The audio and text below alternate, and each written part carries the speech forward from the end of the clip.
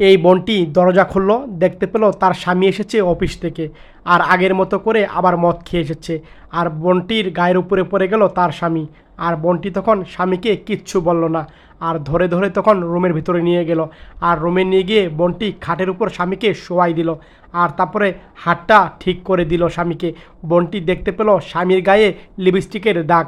বোনটি দেখে অবাক হয়ে গেল, আর তখন পাটা সুন্দর করে খাটে উঠিয়ে দিল। আর বোনটি স্বামীর মুখের দিকে তাকিয়ে রইল।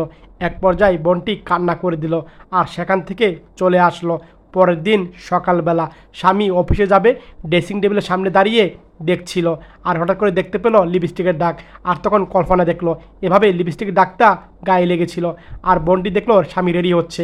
বোনটি স্বামীকে কিচ্ছু বলো না, তাড়াতাড়ি করে ঢেকে ফেললো যেন বউ না দেখে। আর তারপরে বডি স্প্রে গায়ে লাগালো স্বামী। আর তখন বোনটি ফ্রিজ খুলবে, আর তখন স্বামী ব্যাগটা নিবে, আর ব্যাগ নিয়ে তখন অফিসে যাবে। আর ব্যাগটা নিল, আর নিয়ে যখন অফিসের দিকে রওনা দিল, আর তখন বউ স্বামীর পায়ে ধরলো, আর বলল, কোথায় যাচ্ছ তুমি? তুমি এরকম করে রাতে রাতে বাড়ি ফিরো, আর আমি কি কিচ্ছু বুঝি না? তুমি প্রতিদিন যা করো আমি সবই বুঝি, মাফ করে দাও আমাকে, আমার যদি কোনো ভুল হয়ে থাকে।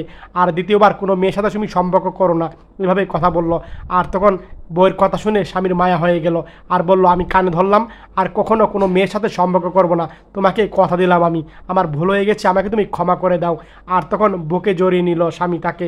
সত্যি স্বামী স্ত্রীর ভালোবাসা দেখে মনটা ভরে গেল। শেয়ার করে দিয়েন সবাই ভিডিওটা।